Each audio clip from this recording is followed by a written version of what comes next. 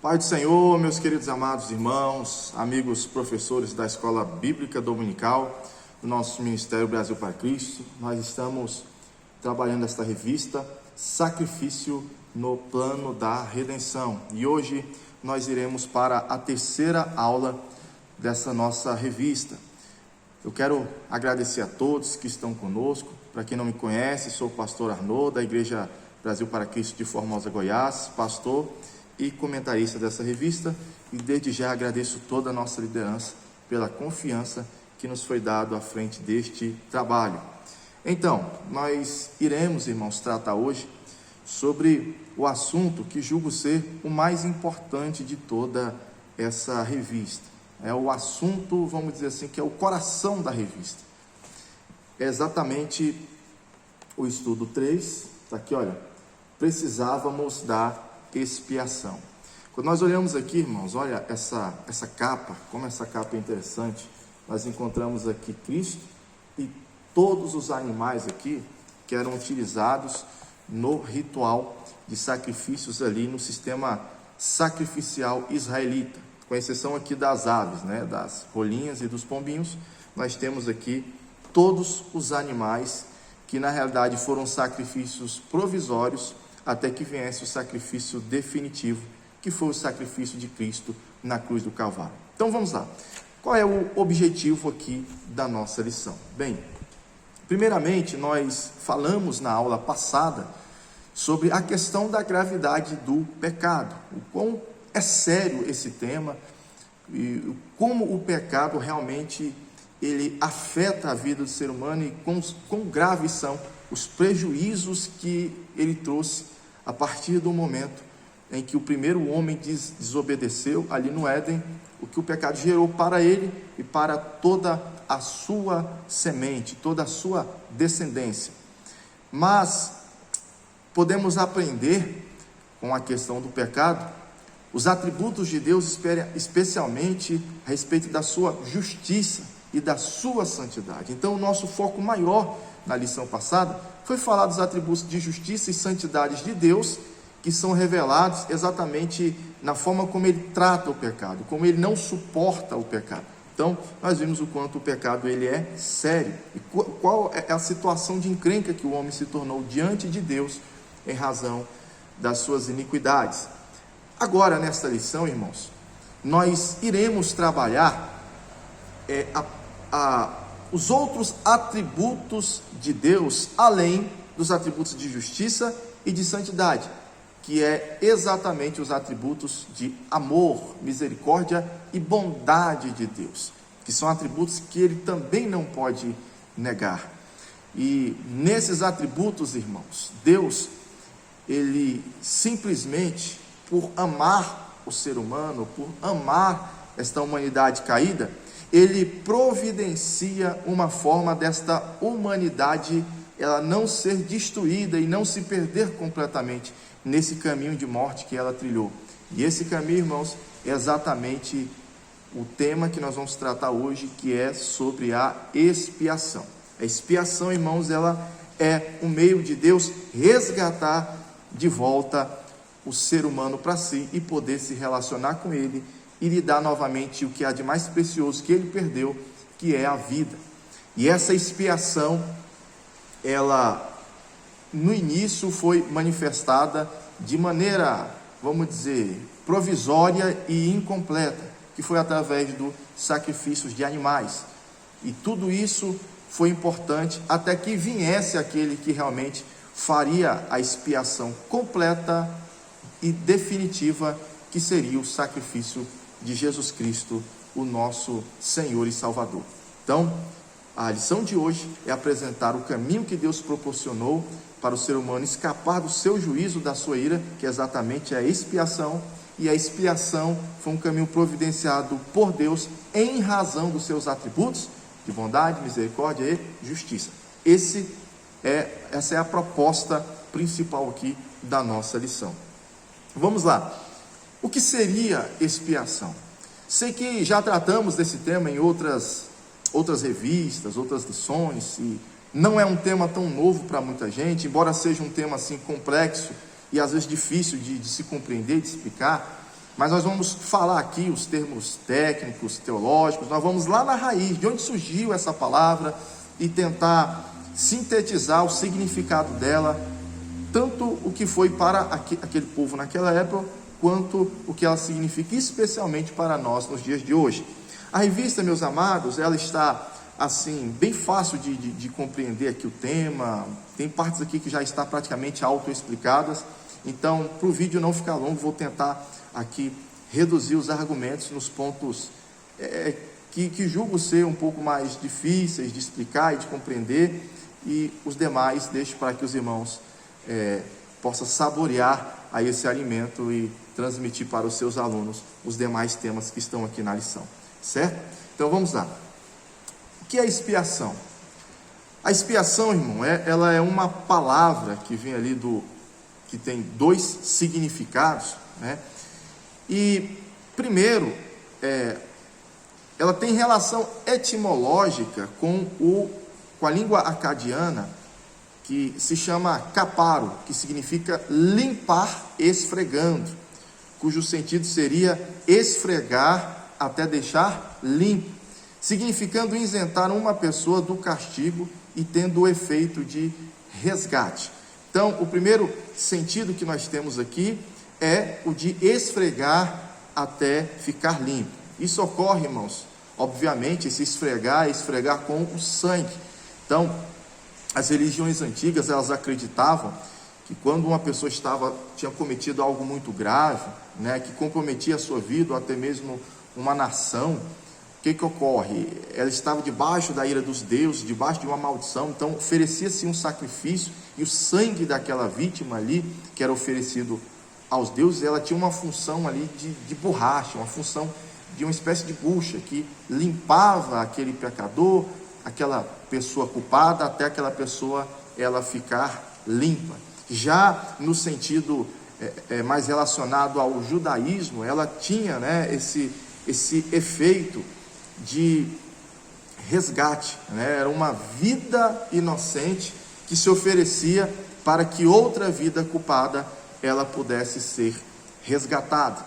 E quando nós olhamos, irmãos, ali o apóstolo Paulo falar desse tema para os irmãos ali na cidade de Colossos, ali em Colossenses capítulo 2, versículo 14, é interessante, irmãos, que parece que ele usa um pouco dessa analogia, quando ele fala da nossa libertação através da cruz de Cristo. Você pode inclusive ler isso para o seu aluno.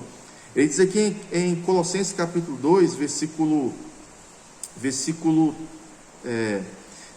13, ele diz assim: e a vós outros que estáveis mortos pelas vossas transgressões e pela incircuncisão da vossa carne, ou seja, vocês que não eram judeus, que não tinham a lei de Deus, o que ele diz aqui?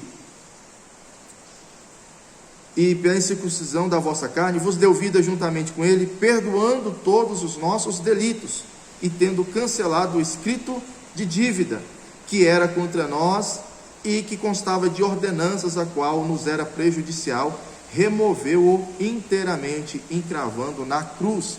Então Paulo faz alusão a esse escrito de dívida, numa questão, ele pega uma questão humana e trata no âmbito espiritual, porque espiritualmente o nosso pecado nos tornava devedores, escravos do pecado, né? Porque quem serve ao pecado, dele é escravo, e em razão disso, nós estávamos manchados por essa dívida.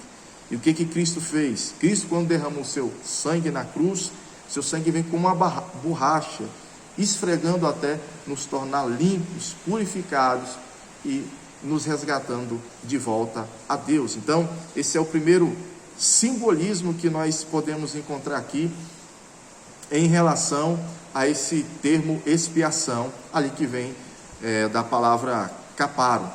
Agora, o segundo significado seria o de cobrir, que é o termo capara, no sentido de apagar da vista de Deus. Então veja que o primeiro sentido é de tratar exatamente o pecador, de limpar a vida do pecador diante de Deus. Mas o segundo significado seria de pegar aquele pecado assim e torná-lo apagado da vista do Senhor.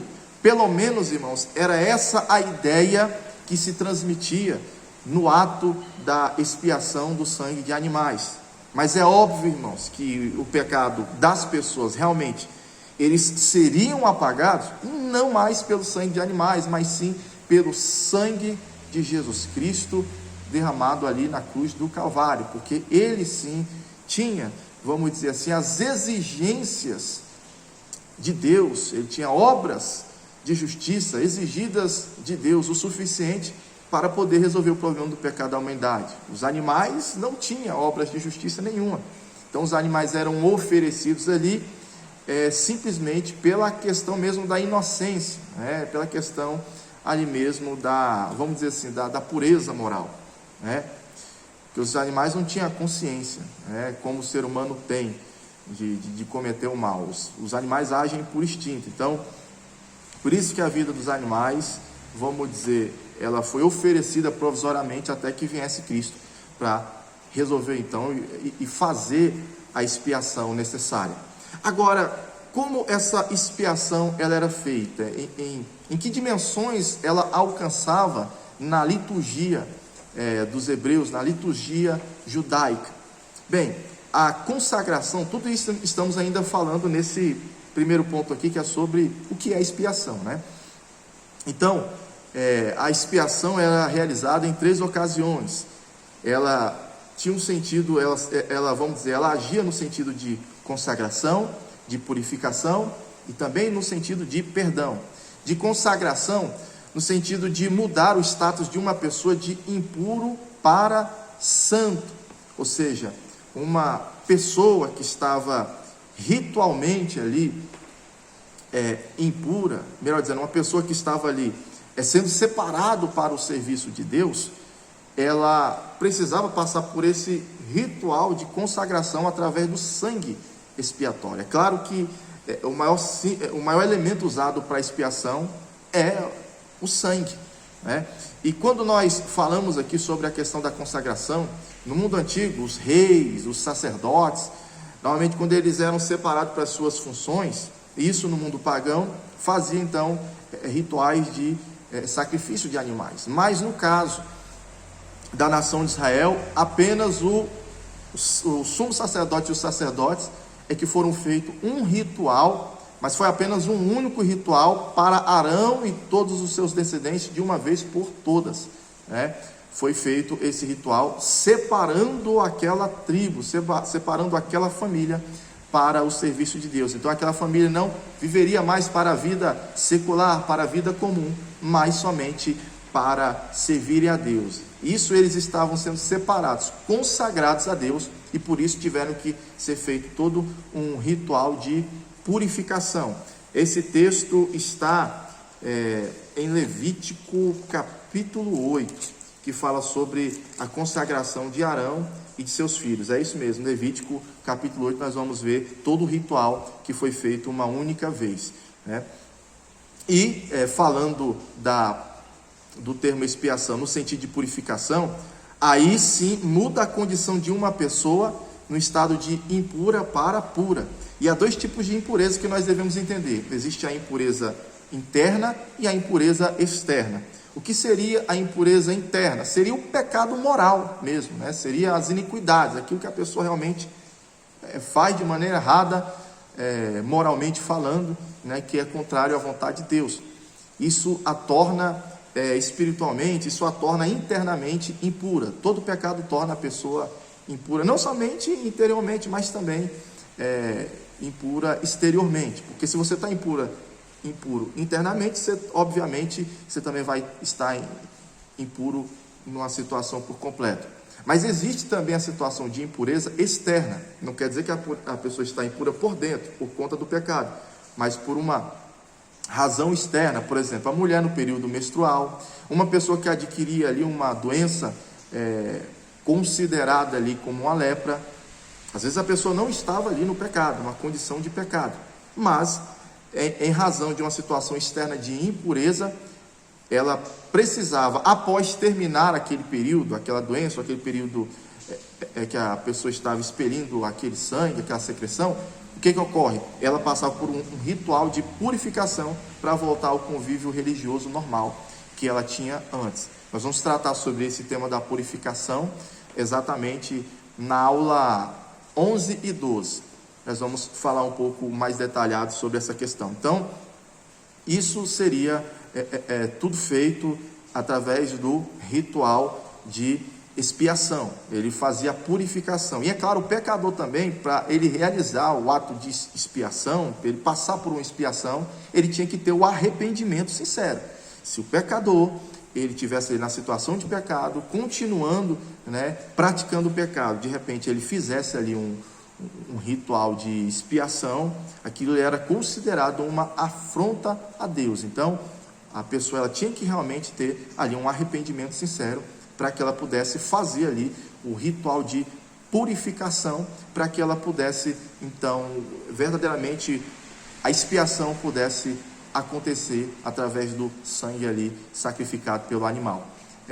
Normalmente, para os rituais de purificação, nós vamos estudar um pouquinho também quando falarmos sobre as ofertas pelo pecado e pela culpa, elas vão nos ensinar acerca desse tema aí sobre purificação. E por fim, perdão, Então, o ritual também, ele trazia, obviamente, o perdão, Se a pessoa tinha que estar ali arrependida, então o coração dela era perdoada, e Deus apagava aquele pecado. Então, nesse âmbito aqui da consagração, purificação e perdão, eram as 3 ramificações aqui que eram atingidas por meio da expiação, do sangue dos animais. E nós vamos perceber, irmãos, que quando Cristo morre na cruz do Calvário, ele completa essas 3 ramificações da expiação de uma vez por todas. Primeiro, ele nos consagra completamente a Deus, nos livra do pecado, nos liberta do pecado e nos compra para vivermos agora uma vida totalmente voltada a Deus, nos purifica, tira toda mancha, toda culpa, toda mácula e nos perdoa definitivamente, apaga realmente o nosso pecado na vista de Deus. E tudo isso foi muito bem simbolizado por essas divisões, Deus não fez isso assim, todas essas coisas em apenas um sacrifício. Deus dividiu em sacrifícios diferentes todas essas questões, exatamente para que didaticamente fosse mais fácil para os hebreus compreenderem a revelação divina acerca do plano redentor. Mas quando vem Cristo, irmãos, ele cumpre uma vez por todas tudo aquilo que já foi ensinado didaticamente no decorrer dos anos anteriores, E hoje, com a revelação do Espírito Santo, nós podemos tomar posse dessa bênção de Deus e compreender o quanto somos privilegiados de fazer parte de um momento histórico em que tudo já foi realizado para termos um relacionamento abençoado com o nosso Deus. Bem, mas então vamos falar, irmãos, um pouco sobre a questão dos atributos da graça de Deus através da expiação. Vamos lá, quando falamos da expiação, como dizemos lá no início, a expiação só foi possível, irmãos, exatamente por conta de quê? Por conta dos atributos de amor e de bondade de Deus. Lembra que nós falamos que os atributos de santidade, os atributos de justiça estão num grau elevadíssimo, que o ser humano ele não pode alcançar? Pois é, os atributos de amor e os atributos da graça de Deus, eles também estão num padrão elevadíssimo. O problema é que as pessoas simplesmente confundem isso e acham que o fato de Deus ser um Deus de amor, um Deus de misericórdia, ele nunca vai punir o pecado. E não é assim, irmãos, que as coisas funcionam. Mas cedo ou mais tarde, o pecado, ele vai ter que ser, sim, punido por Deus, de alguma forma, Ou ele vai ser punido sobre Cristo, se a pessoa se arrepender, ou se a pessoa negar o sacrifício de Cristo, a pessoa vai receber a punição do seu pecado, porque não há um conflito no interior de Deus com os seus atributos, Mas a verdade é que Deus ele não pode anular nenhum dos seus atributos, nem os atributos de amor e misericórdia, mas também não pode anular os atributos de justiça e de santidade. Daí a razão, irmãos, quando Deus fala ali com Adão, que no dia que ele comesse do fruto da árvore proibida, ele certamente iria morrer, e ele come. Por que Adão não morre imediatamente? Deus poderia chegar em Adão e simplesmente olhar e dizer: ah, você comeu, né? E está aí sujo, impuro, pecador diante de mim, Deus santo, você vai morrer agora. Poderia fazer um raio, fogo cair do céu ali, consumir ele, matar ele, fazer a terra se abrir. Deus poderia matar ele de alguma forma, instantaneamente. Era justo, era merecido. Deus é justo e é santo. Ele poderia ter feito isso naquela hora. Mas o que Deus faz? Deus vai lá e pega vestes de animais, sacrifica animais, fabrica vestes, né, de animais para cobrir a vergonha do homem. Por quê? Porque Deus, irmão, se ele simplesmente fosse ali e matasse naquele instante, ele só revelaria os atributos de justiça, de santidade, tudo bem. Mas onde ficaria a sua misericórdia? Onde ficaria o seu amor? Então Deus demonstra ali, irmão, o seu amor e sua misericórdia. No entanto, Adão, ele vai passar pela morte? Vai. Então, ele teve a punição, a palavra se cumpriu, a justiça de Deus foi realmente satisfeita. A morte veio a Adão, veio depois? Veio. Então, Deus ali em Adão, ele demonstra sim a sua justiça e sua misericórdia, porque Adão morre, ele é expulso do jardim, ele é privado do caminho da árvore da vida, ele não teve mais direito à vida eterna. Então Deus provou ali que realmente ele não abre mão dos seus atributos de justiça e de santidade. Mas Adão ainda viveu muito tempo, irmãos. Deus ainda, de uma certa forma, ainda tentou manter algum tipo de relacionamento com Adão. Adão, de uma certa forma, ainda adorou a Deus, né? O texto não mostra, mas os filhos dele aprenderam a adorar a Deus com quem? Com Adão. Então tudo isso, irmãos, é uma demonstração de um Deus que é extremamente amoroso, um Deus misericordioso. E se você quiser entender, irmãos, a dimensão dessa misericórdia, dessa paciência, dessa longanimidade de Deus. O que é longanimidade? É a capacidade da pessoa, mesmo sendo ofendida, ela conseguir ter paciência, ter misericórdia com o seu ofensor.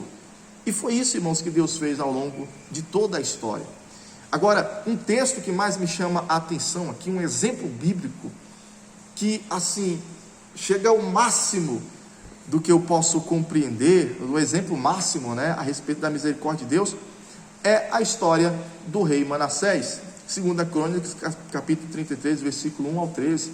Irmãos, o homem, quando adolescente, assume o reino com 12 anos, passa 50 anos no reino, e a grande maioria do seu reinado, do seu tempo ele reinando, foi praticando tudo que Deus abominava. Ele foi feiticeiro, ele adivinhava pelas nuvens, ele consultava os mortos, ele promoveu idolatria em todos os cantos de Jerusalém, botou várias estátuas de deuses pagãos ali dentro do templo do Senhor.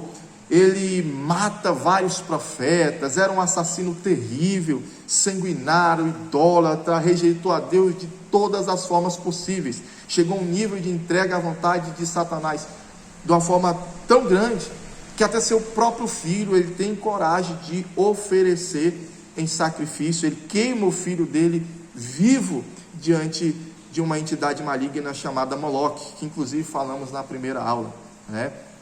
Ele queima a Moloque, irmãos, seu próprio filho, para satisfazer a vontade do inimigo. Ele se esquece de Deus, ele despreza a Deus.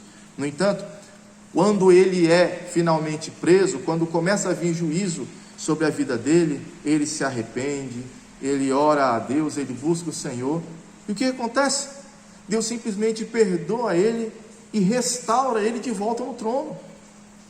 Irmãos, assim, a gente olha para a história de Manassés e a gente não compreende. É um nível de amor, é um nível de misericórdia que ultrapassa o entendimento humano. É algo assim que eu e você, sabe, a gente não pode compreender. Esses são os atributos de Deus. E é por meio desses atributos, de um amor e de uma santidade tão grande, que ocorre? Que Deus, então, vamos dizer assim, ele realiza esse meio de realizar sobre a vida do ser humano a questão aí da expiação. Então, quando nós paramos para observar, irmãos, toda a humanidade no pecado, toda a humanidade perdida, toda a humanidade debaixo da ira e da condenação de Deus, mortos em seus pecados, a gente percebe, irmãos, que o sacrifício de Jesus Cristo, alcançando toda a humanidade, é algo simplesmente extraordinário. Quando eu olho para Cristo, irmãos, ali na cruz do Calvário, e as pessoas zombando dele, dizendo: se tu é filho de Deus, desce daí. E eu olho para Jesus Cristo, de repente, olhando para aquelas pessoas e intercedendo por elas e dizendo: Pai, perdoa, porque eles não sabem o que eles estão fazendo. O que é isso? É a expressão dos atributos de bondade e justiça de Deus sendo manifestados ali no Filho de Deus. Então é realmente algo extraordinário. Mas lembrando, irmãos, nós devemos sempre nos lembrar que o fato de Deus ser um Deus extremamente misericordioso, extremamente justo, ele é também, ele ser extremamente misericordioso e amoroso e bondoso, ele continua também sendo um Deus de justiça e um Deus de santidade. Então, essa é a razão, irmãos, o porquê que Deus não resolveu a situação do pecado de uma maneira tão simples. Por isso que quando Jesus, ele diz: Pai, se for possível, passa de mim este cálice. Deus não poderia, irmãos, resolver o pecado de uma maneira simples. Ele é Deus, ele é onipotente. Ele poderia dizer: não, a partir de agora eu vou perdoar todo mundo, não precisa de sacrifício, não precisa de morte, não precisa, meu filho, você mais passar por isso. Não, meu filho, você não vai passar por isso, não precisa. Vou perdoar, eu sou Deus, vou perdoar. Deus não pode? Irmãos, Deus pode todas as coisas, mas uma coisa que Deus não vai fazer é abrir mão dos seus atributos, da sua revelação pessoal. Se não vem a expiação, se o pecado ele deixa de ser punido da maneira como ele deve ser, é como se Deus estivesse anulando parte de si mesmo. É como se Deus estivesse olhando para si mesmo e dissesse: a partir de hoje eu sou apenas amor e misericórdia, eu não sou justiça e não sou mais santidade. Então o pecado está resolvido, tranquilo, não precisa mais haver sacrifício, não precisa haver mais morte, não precisa mais haver nada. Mas não é assim que as coisas acontecem. O pecado, ele tem que ser julgado.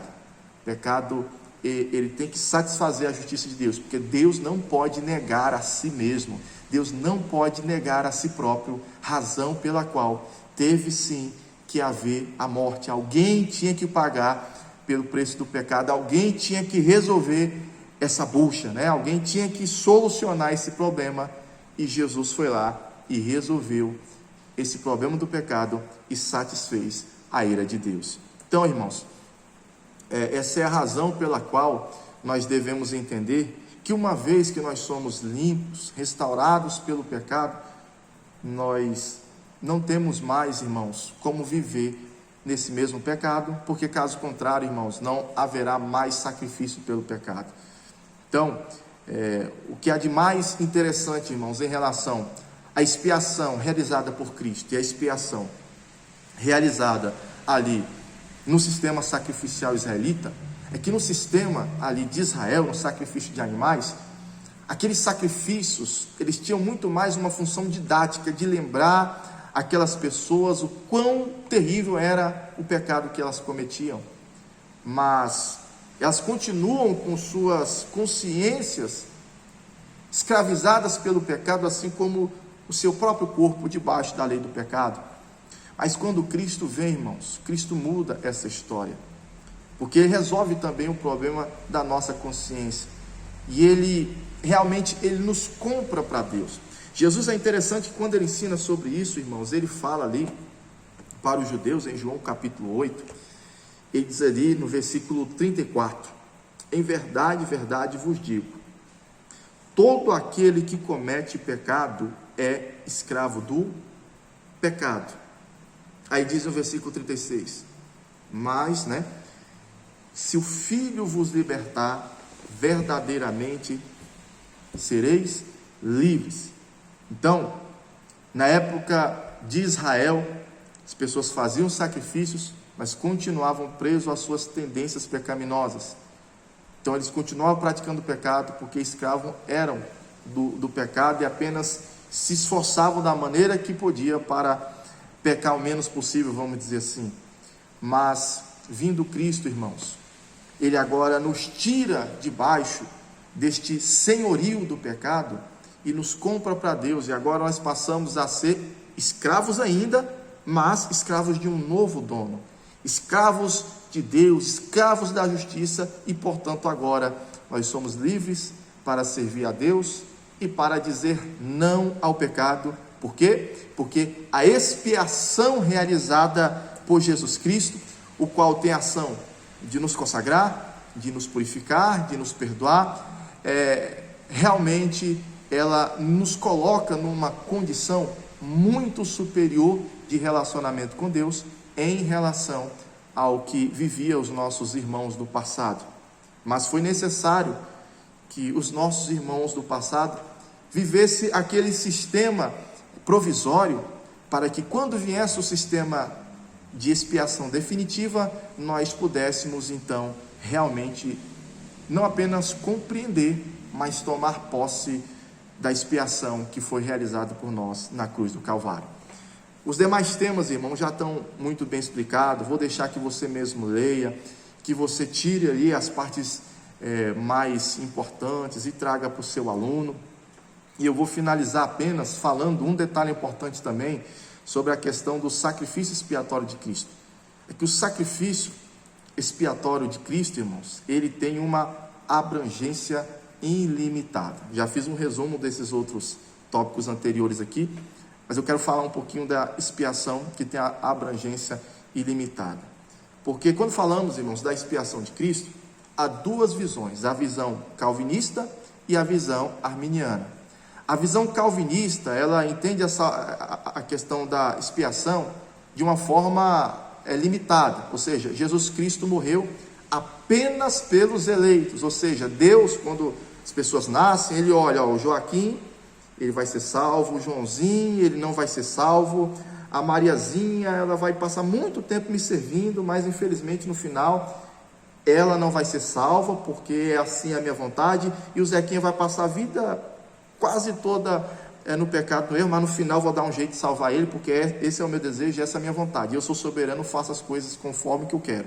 Em resumo, na prática, essa é a visão calvinista, né? E essa visão calvinista diz que aquelas pessoas que Deus já escolheu ali, desde a formação da vida delas, né, foi por essas pessoas que ele escolheu, que ele destinou para serem salvas, é que a salvação de Cristo atinge. Então são todos quem? Os eleitos. Essa é a visão calvinista. Nós cremos na visão arminiana, ou seja, Deus sabe, irmãos, se o Zequinha, no final das contas, vai ser salvo ou não. Deus sabe, porque ele é onisciente. Mas mesmo se o Zequinha, Deus sabendo que ele não vai ser salvo, como um Deus de amor e misericórdia, ele vai dar todos os meios, ele vai fazer de tudo para que o Zequinha seja salvo. Não é que Deus vai se frustrar com a perdição do Zequinha, mas Deus sempre, irmãos, vai mostrar seus atributos de bondade e misericórdia, inclusive para o Zequinha que vai rejeitar até o fim da sua vida.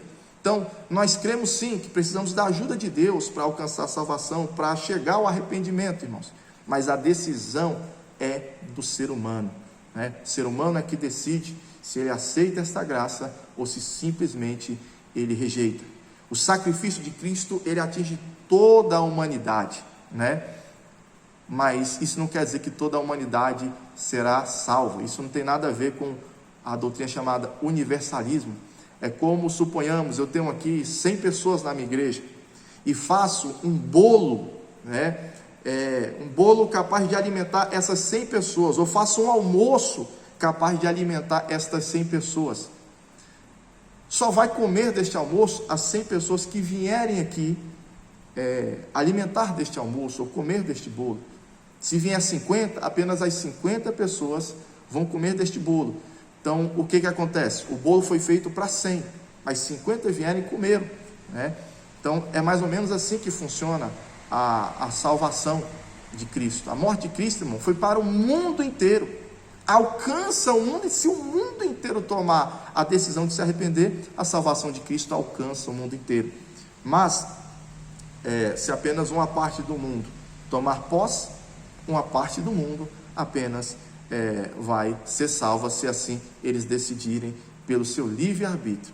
Então, irmãos, Essa é a visão arminiana e essa é a visão que o nosso ministério crê, porque todos os textos mostram nessa direção um Deus que ama todo ser humano e um Deus que quer salvar todos os seres humanos. É claro que isso também não anula a soberania de Deus.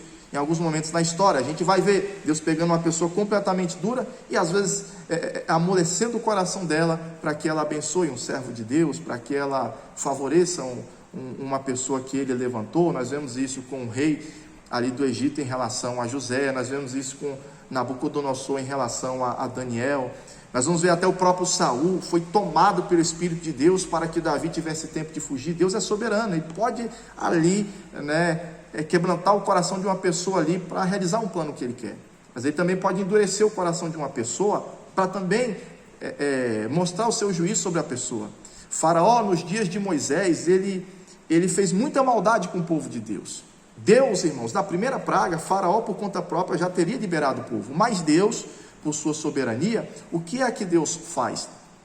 Deus endurece o coração porque Deus tinha dois propósitos. Deus queria punir Faraó pelos crimes que ele fez, e Deus também, irmãos, de uma certa forma, queria mostrar o seu grande poder sobre toda aquela nação. Então, mesmo vendo que Faraó era um homem duro, um homem cruel, mas quando ele via que o bicho estava pegando, ele abriu o coração e tentava se livrar do mal. Deus foi lá e endureceu o coração dele para lançar sobre ele os seus juízos. Deus também pode agir de forma soberana, mas isso nada tem a ver com a doutrina, vamos dizer assim, da predestinação, como os calvinistas entendem.